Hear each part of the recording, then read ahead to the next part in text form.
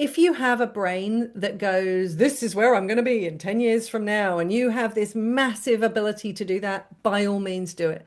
But for many people, the thing that will get you to the goal is one step at a time. It's literally one small step. So sometimes putting a goal that's way too big and then feeling like a failure because we don't get there, it might be better to break it down into chunks.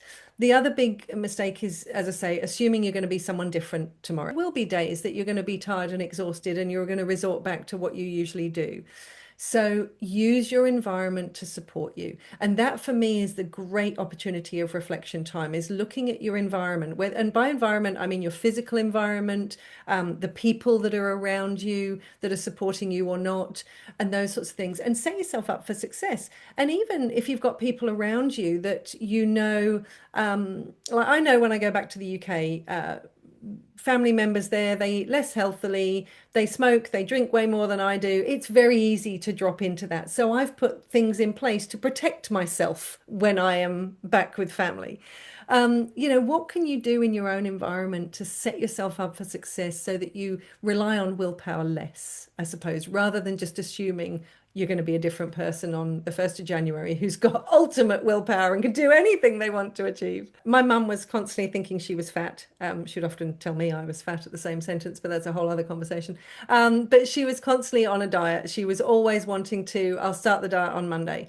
And it was always on Monday. So that's fresh start strategy. You start on a particular day. So she would always start a diet on a Monday. And usually she would fail on Tuesday. So something would happen on Tuesday where she'd eat the packet of biscuits or whatever you. And then she'd go, I'll start again on Monday. Monday that she succeeded, and then 6 days of the week she wouldn't.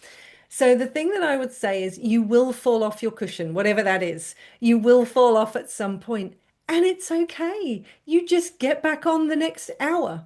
You don't have to wait till the next day or the following week or whatever you.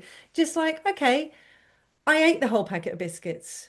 There may have been a reason for that. I had biscuits in the house. Fine. I said I wasn't going to buy any. Awesome. Great. I'm going to stop buying them. That's cool.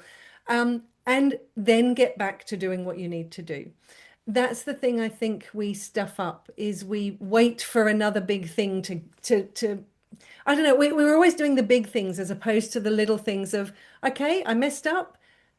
It's all right. Let me put some things in place to ensure I mess up less frequently.